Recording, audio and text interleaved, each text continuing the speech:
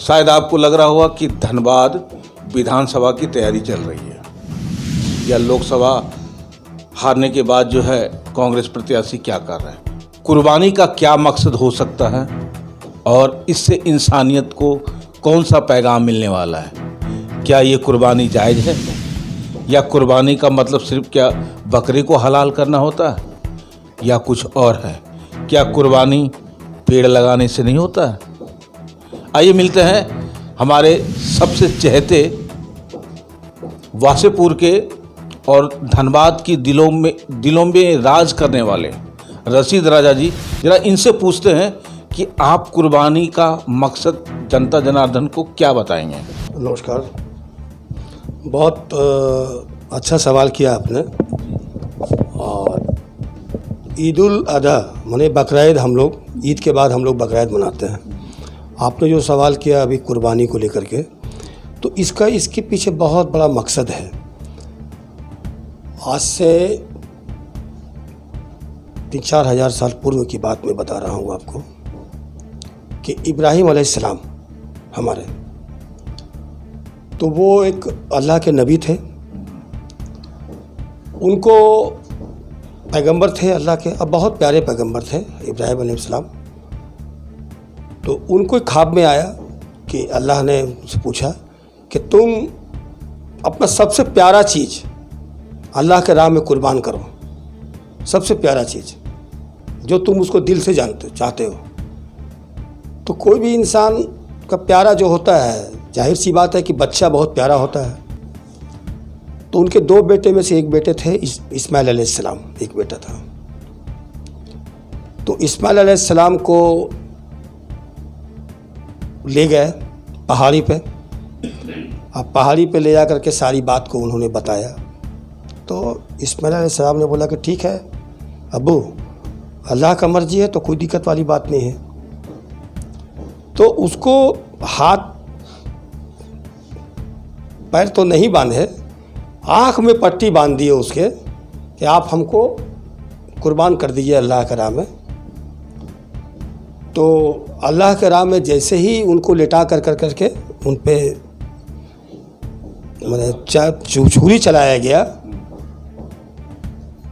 तो छुरी मैंने चलाया गया तो छुरी चल नहीं रहा था, वो रुक गया।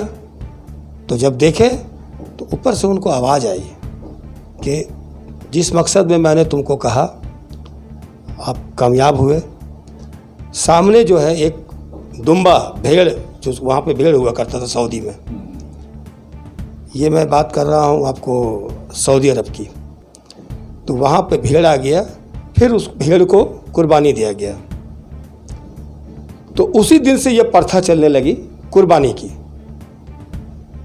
कि बकरीद के मौका पे कुर्बानी दिया जाता है हज के बाद, हज के दौरान। तो उस पर अगर हज के बारे में बात करेंगे तो बहुत काफ़ी तफसील से बात होगी। तो कुर्बानी का मकसद यही है कि अल्लाह को जो प्यारा है, तो उसी वक्त से कुर्बानी का हम लोगों का दौर चला। और आज हर सब मुसलमान जो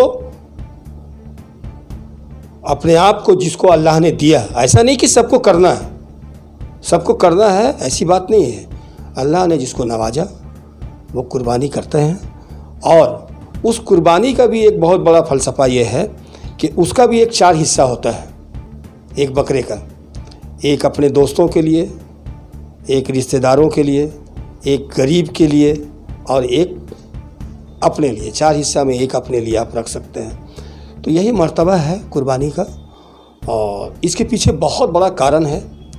अगर आप डिटेल्स में जाएंगे बहुत लंबी बात हो जाएगी इस पर कि अल्लाह, हम लोगों के इस्लाम में जो चीज़ है कि अल्लाह को पसंद है कुर्बानी, तो हर मुसलमान का ये फ़र्ज़ है। कुर्बानी एक ये नहीं है, कुर्बानी मतलब एक फ़र्ज़ है अपना। फ़र्ज़ के मतलब के फ़र्ज़ तो नहीं कहेंगे, पर ये सुन्नत है जिसको अपना अल्लाह ने दिया तो उसको आपको कुर्बानी देना है। और नहीं तो आपने जो बात अभी बताया कि कुर्बानी बहुत तरह से लोगों का अपना होता है, उसके पीछे अगर किसी भी आलिम के पास जाएंगे तो आपको डिटेल से बताएगा। जहाँ तक जो मुझे जानकारी थी मैंने आपको वो जानकारी दिया। और ये इब्राहिम अलैहिस्सलाम के समय से ये चला आ रहा है, उसी को हम लोग फॉलो करते हैं।